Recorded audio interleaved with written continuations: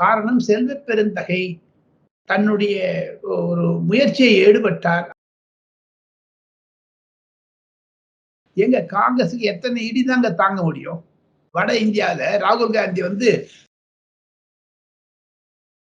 இன்னைக்கு பாருங்க, அரவிந்த் கெஜ்ரிவால் அந்த ஒரு எம்பியை விட்டு அடிச்சிட்டாரு உள்ள போட்டு. தமிழகத்தினுடைய அரசியல் மீது பெரிய தாக்குதலை உண்டாக்கி இருக்கிறது. அதிலிருந்து வரக்கூடிய வாடகையை கொள்ளையாக காங்கிரஸ்காரர்கள் லூட் செய்கிறார்கள். லூட்.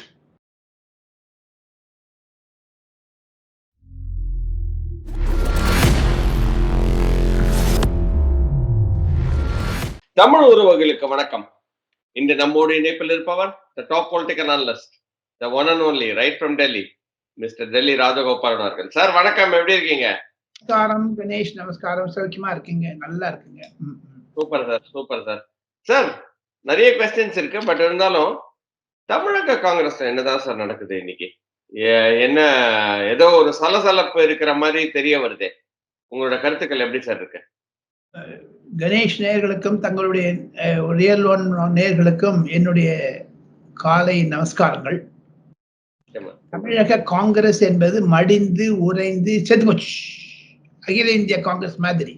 செல்வ பெருந்தகைக்கு ஒரு ஒரு என்ன எப்படி சொல்றதுன்னு தெரியல. செல்வ பெருந்தகைக்கு லீடர்ஷிப் இல்லைன்னு சென்ட்ரல் பிஜேபி அவங்க ஃபீல் பண்றாங்க. காங்கிரஸ்ல பிஜேபி தமிழகத்தில் வளர்ந்து கொண்டு வருகிறது. ஏன் காங்கிரஸ் திமுகவில் அழகு வைக்க வேண்டும் என்று செல்வ பெருந்தகை கேட்கிறார்.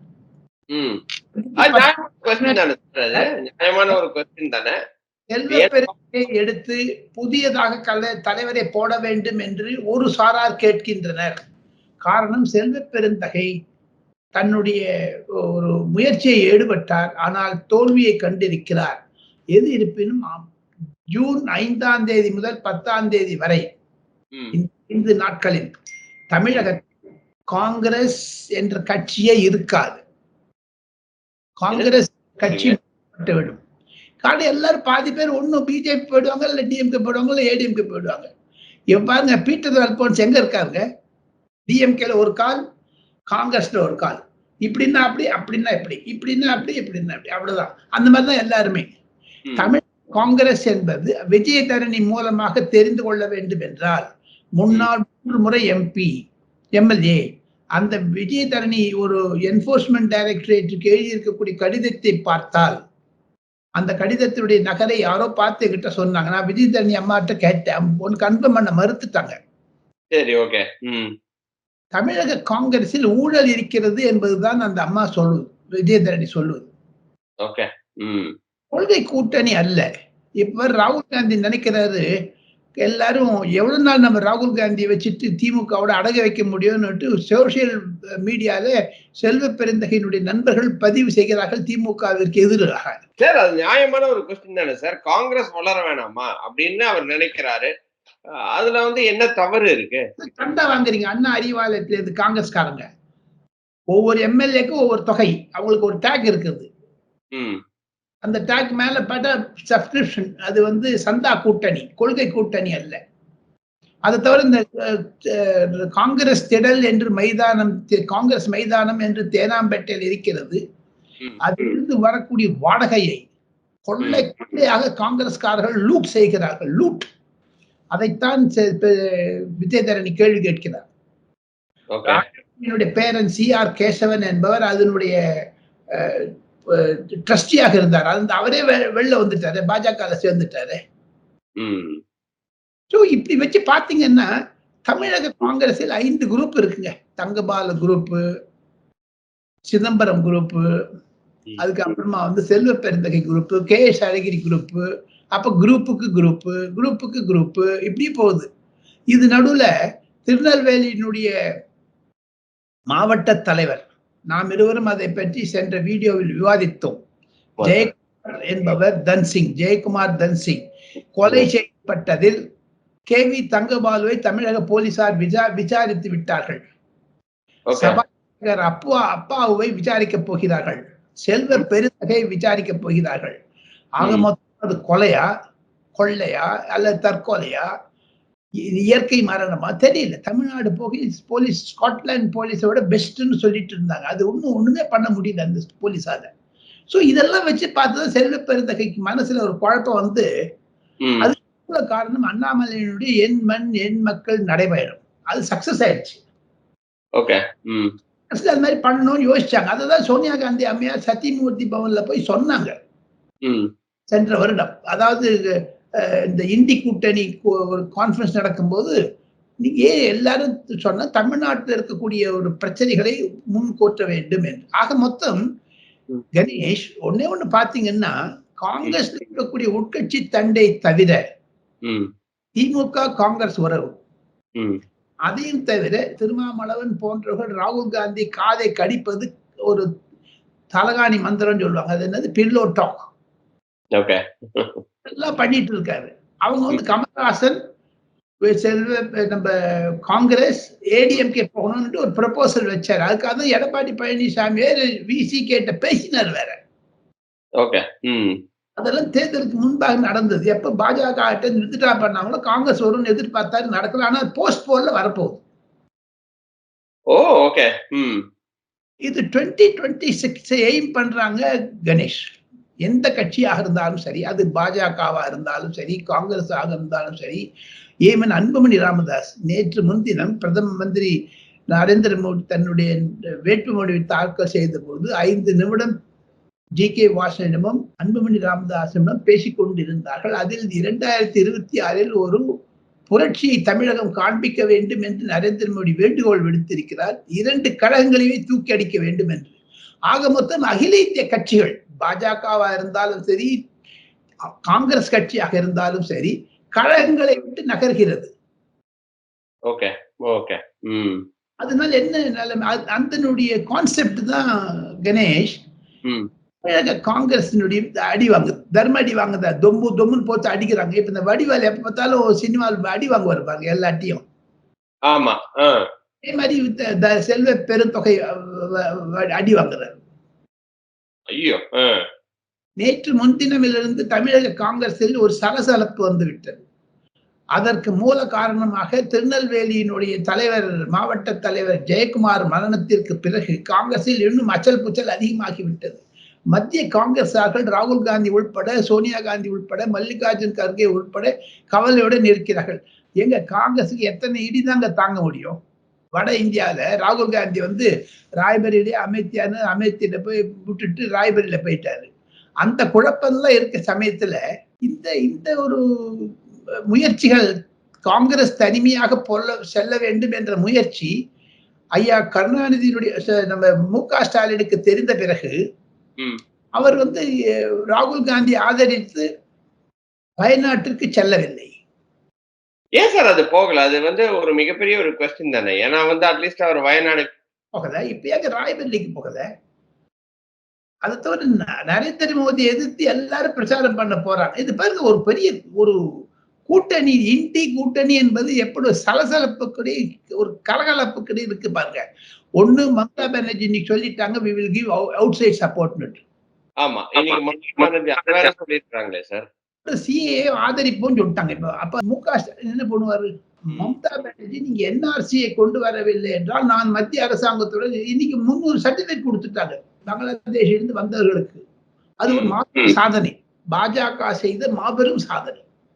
14 பேருக்கு கொடுத்ததா வந்து 2 நாள் முன்னாடி படிச்சேன் சார். இன்னைக்கு 300 பக்கத்துல கொடுத்துட்டாங்களா அப்போ? 300 டோட்டல் 300. இனிமேல் ப்ராசஸ் ஆரம்பிச்சிடும். மொத்தம் 1.5 லட்சம் படுக்க போறாங்க இந்த வருஷத்து எண்டுக்குள்ள. டிசம்பர் 31, 2024க்குள்ள they are going to give to all country, Afghanistan, சீக்கியர்கள், இந்துக்கள் யார வந்தாலும் சரி, முஸ்லிம்காரன் வந்தா கூட சரி. ஆமா. But CAA is more focused targeted towards religious persecution. But எல்லாருக்குமே வந்து அந்த ஒரு ப்ராசஸ்ல வர முடியும் இல்லையா? அதே மு.க. ஸ்டாலின் தவறாக புரிந்து கொண்டு விட்டார். ஆனால் இன்று இந்தி கூட்டணியில் மம்தா பானர்ஜிக்கும் மு.க. ஸ்டாலினுக்கும் பிரிவு வந்து விட்டது. காங்கிரஸிற்கு மு.க. ஸ்டாலினுக்கும் பிரிவு வந்து விட்டது. ஆக மொத்தம் மு.க. ஸ்டாலினுடைய இந்த ஒரு மாசமா ஏங்க மௌனமா இருக்காரு அவரு? சார் அவர் எங்கேயுமே போகவே இல்லையே சார். அவரை யாருமே கூப்பிடவே இல்லையா? கடைசியில வந்து அவர் ஓரமா ஒதுக்கி வச்சுட்டாங்களா? சனாதனம் தான் காரணம் அதுக்கு. உதயநிதி ஸ்டாலினுடைய உளறல் தான் காரணம். ஓகே. பட் இருந்தாலும் வயநாடுக்காவது போகலாமே sir. Kerala is friendly state தானே. அதுல கூட வந்து அவர கூப்பிடல அப்படின்னு அவர அசிங்கப்படுத்துறாங்களா? இல்ல அது ஒரு சில பிரச்சனை இருக்கு கணேஷ் அதுல. அது மு.க. ஸ்டாலினுக்கு மட்டும் தெரியுமில்ல, எல்லாருக்குமே தெரியும். அங்க பினராயி விஜயனை விரோதித்துக் கொள்ளக்கூடாது என்பதுதான். ஓ! பினராயி விஜயன். இவரு போய் அவர சப்போர்ட் பண்ணனா, ஒருவேள பினராயி விஜயனுக்கும், மு.க. ஸ்டாலினுக்கும் ஒரு ஏதாவது ஒரு மனக்கசப்பு வரும் அப்படின்றது. காங்கிரசுடன் திமுக விலகுவதுதான் இண்டிகேஷன், சிக்னல். ஓகே. சார் அதே நேரத்துல நீங்க பேசின அந்த மம்தா பானர்ஜி ஒரு பெரிய ஒரு குவெஸ்டினபிளா இருக்கு சார். ஏன்னா வந்து அ மகாராஷ்டிரா வந்து ஒரு இழுபறியா இருக்கிற நேரத்துல வந்து நிச்சயமா வெஸ்ட் பெங்கால் வந்து ரொம்ப ஹெல்ப் பண்ண போகுது பிஜேபிக்குன்னு நம்ம வந்து பேசிட்டு இருக்கோம். இந்த நேரத்துல வந்து மம்தா பானர்ஜி வந்து இப்படி சிஏஏக்கு சப்போர்ட் பண்றது, அதுக்கப்புறம் வந்து ஐஎன்டிஏ கூட்டணியிலேருந்து வெளியிலேருந்து நாங்க சப்போர்ட் பண்ணுவோம். இதெல்லாம் சொல்றது வந்து ராகுல மிரட்டுறாங்க சார். வேற ஒண்ணும் இல்ல சார். எப்படி ஓகே. செல்வ பெருந்தகை ஒரு மழை காலத்தில் மண்புண் நாகப்பாம்பு என்று நினைத்துக் கொண்டு நாகப்பாம்பு மாதிரி அப்படி அடிக்குமா டப்பு டப்புன்னு. அது மாதிரிதான் செல்வ பெருந்தகை திமுக மேல. திமுக என்பது மாபெரும் கட்சி தமிழகத்தில். ஆமா. ம். பெருந்தகை எப்படி எப்படி குட்டுறாரு. அது நடக்காது. ஆனா Mamata Banerjee strong woman. She is hitting ராகுல் காந்தி. நான் வெளில இருப்பேன். அவங்க வந்து யார் பிரைம் மினிஸ்டர்? நீங்க வெளில இருந்து சப்போர்ட் பண்ணுவீங்க. யார் பிரதம மந்திரி? சோ ஆமா. இந்த குழப்பத்தை தவிர தமிழகத்தில் ஒண்ணே ஒண்ணுங்க. மு.க. ஸ்டாலின் அவர்கள் முதலமைச்சர், மாண்புமிகு திமுகவுடைய தலைவர் ஏன் மௌனம் சாதிக்கிறார் இந்த 20, 25 நாட்கள்? 1. 2வது, மம்தா பானர்ஜி இந்திய அலையன்ஸில் தான் அவுட் சைட் சப்போர்ட்னா திமுகவுடைய நிலைமை என்ன? அவங்களும் அவுட் சைட் சப்போர்ட்டா? இல்ல ஒருவேளை பாஜகவோட போயிடுவாங்களா? ஏன்னா காங்கிரஸ் வெளில வந்தா பாஜக திமுக எடுத்துக்க தயாரு. ஆமா.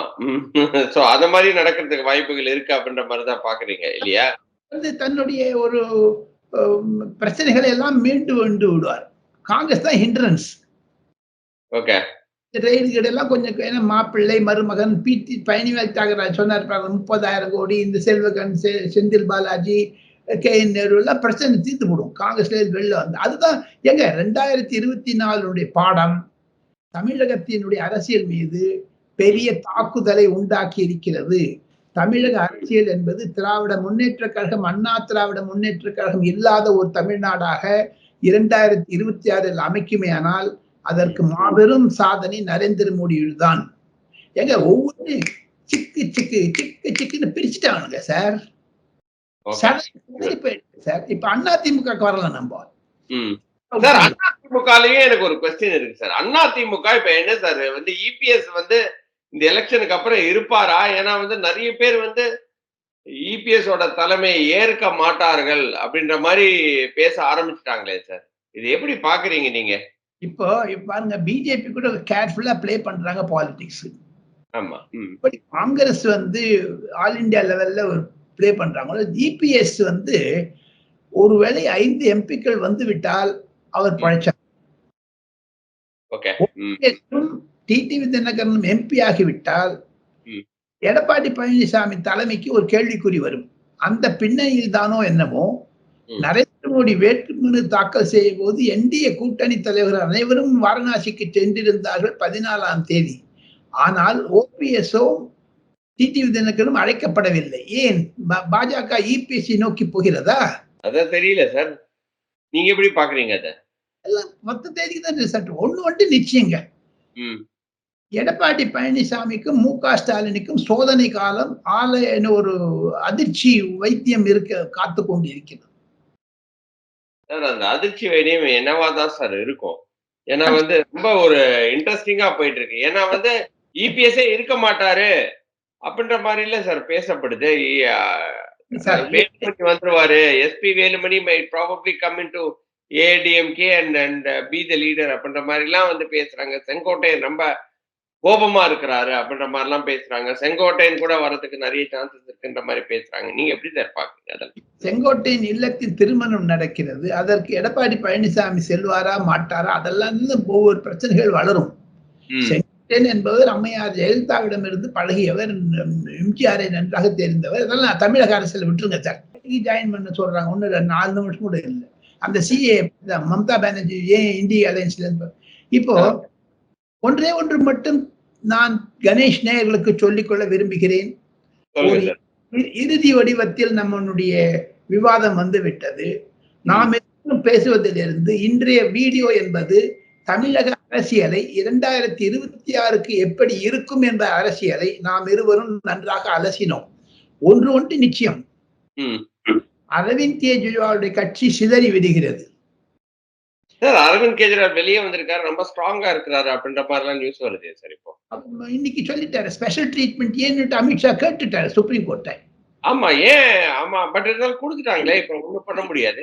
படணும் அப்படி எங்க அவசரப்படணும்? அரவிந்த் கெஜ்ரிவால் யாருங்க? இன்னைக்கு பாருங்க, அரவிந்த் கெஜ்ரிவால் அந்த ஒரு எம்பியை விட்டு அடிச்சிட்டாரு உள்ள போட்டு. அதுக்கு அரவிந்த் கெஜ்ரிவால் துணைவியாரும் இந்த எம்பி அடிபட்ட எம்பியும் அவங்க 2 பேருக்குள்ள ஒரு சக்காலத்தி சண்டை. அரவிந்த் கெஜ்ரிவாலுக்கு இந்த கிருஷ்ண லீலைகள்லாம் இருக்குது போல இருக்குது. தெரியல, ஒண்ணுன்னா வெளில வருது பாருங்க. எப்படி சார் வந்து அமித்ஷா கோபத்துக்கு வந்து சந்திரசூட் வந்து ஆளாகிறாரு அப்படின்ற மாதிரி நம்ம பார்க்க வேண்டியதா இருக்கு. அந்த மாதிரிலாம் நான் இன்டர்பிரேஷன் கொடுக்க கூடாது. லா பத்தி நீங்க பேசணும்னா லா எல்லாத்தையும் எப்படிங்க விட்டான்னு கேட்கிறேன். ஆக மொத்தம் ஒருவர் பார்த்தால் என்னை பொறுத்த மட்டில் போக இருக்கக்கூடிய நிலைமையில் ஒன்று நிச்சயம், தமிழக அரசின் மீது அந்த தாக்கம் இருந்தால் எங்கு ஒரு முடிவு வரும், தமிழக அரசியலில் கண்டிப்பாக மாற்றங்கள் அதிகமாக வரும் என்பதுதான் என்னுடைய கணக்கு. கணேஷ் சார், லாஸ்ட் அண்ட் ஃபைனலா அப்ப டெல்லியில என்னதான் சார் ஆகும்? What will happen in Delhi? ஏன்னா வந்து டெல்லியில வந்து போன வாட்டி கம்ப்ளீட்டா பிஜேபி ஸ்வீப் பண்ணாங்க. ஆனா இந்த வாட்டி வந்து அரவிந்த் கெஜ்ரிவால் வந்த உடனே ஸ்வீப் ஆகாது, அவரோட இன்ஃப்ளூயன்ஸ் வந்து நிச்சயமா இருக்கும் அப்படின்ற மாதிரி சொல்றாங்களே. 2 விஷயம் ஆகுங்க. டெல்லியில 7 சீட்டு பிஜேபி ஜெயிக்கும், ஆம் ஆத்மி கட்சி உடையும். ராகவ் சட்டா என்பவரும் கைலாஷ் கெலாட் என்பவரும் சமீபத்தில் இருக்கக்கூடிய 8-10 எம்எல்ஏக்கள் ஆம் ஆத்மி கட்சியை விட்டு வெளியே வருவார்கள். கட்சி பிளவுபடும். ஆக மொத்தம் இந்தி கூட்டணி என்பது திமுக தவிர மம்தா பானர்ஜி, அரவிந்த் கெஜ்ரிவால், சரத்பவார், ஆர்ஜேடி எல்லாம் சேர்ந்து உடஞ்சிட்டாங்க. இப்ப என்ன ராகுல் காந்தி இந்த பிரைம் மினிஸ்டர் ஆக வேண்டியது கிடக்கு மண்ணு. ராகுல் காந்தி பிரைம் மினிஸ்டர் ஆகிறதுக்கு வாய்ப்பே கிடையாது. அது வந்து நல்லா தெரியுது. பட் போன வாட்டி வாங்கின அந்த 303 இந்த வாட்டி வாங்குவாங்களா, இல்லாட்டினா ஜாஸ்தி ஆகுமா கம்மி ஆகுமா? லாஸ்ட் அண்ட் ஃபைனலா நீங்க எப்படி சார் போங்க? 360 மட்டும் போங்க. 360 வரைக்கும் போகும் அப்படின்ற மாதிரி நீங்க நினைக்கிறீங்க? 1984 எம்ஐஆர் இந்திரா காந்தி மறைந்த பிறகு எப்படி காங்கிரசுக்கு அனுதாப வேலை வந்ததோ, அதே மாதிரி நரேந்திர மோடி மீது இருக்கக்கூடிய அனுதாப அலை என்று சொல்ல முடியாது, அவருக்கு ஆதரவு அலை அதிகமாகி விட்டது. காங்கிரசிற்கு ஒழித்து விட வேண்டும் என்று சொல்லிவிட்டார்கள். காங்கிரஸ் ஒழித்து போயிட்டது வட இந்தியாவில். தமிழகத்திற்கு அது அறிகுறிகள் தென்பட ஆரம்பித்து விட்டது. இனி சிதம்பரம் போன்றவர்கள் தமிழக காங்கிரஸை கொலை செய்து விட்டார்கள்.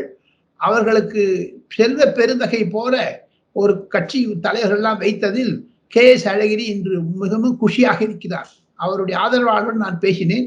KS குழி கைத்தட்டி இருக்காரு, ஜோரா இருக்காரு. ஏன்னா ஒரு 500 ரூபாய் மாறி இருக்குது கையே. அவ்வளவுதான். அப்போ வந்து காங்கிரஸ் வந்து இழுத்து மூட வேண்டியதான் அப்படின்ற மாதிரி தான் நீங்க பாக்குறீங்க இல்லையா? ஓகே சார், ரொம்ப ரொம்ப நன்றி. நம்மளோட क्वेश्चंस எல்லாம் ஆன்சர் பண்ணதுக்கு. இன்னொரு வீடியோவில் சந்திக்கிறேன். அதுவரை நன்றி, வணக்கம் சார். இந்த வீடியோ மிக சிறப்பாக இருந்தது என்னை பொறுத்த மட்டும். Super sir. Thank you. Okay, thank you.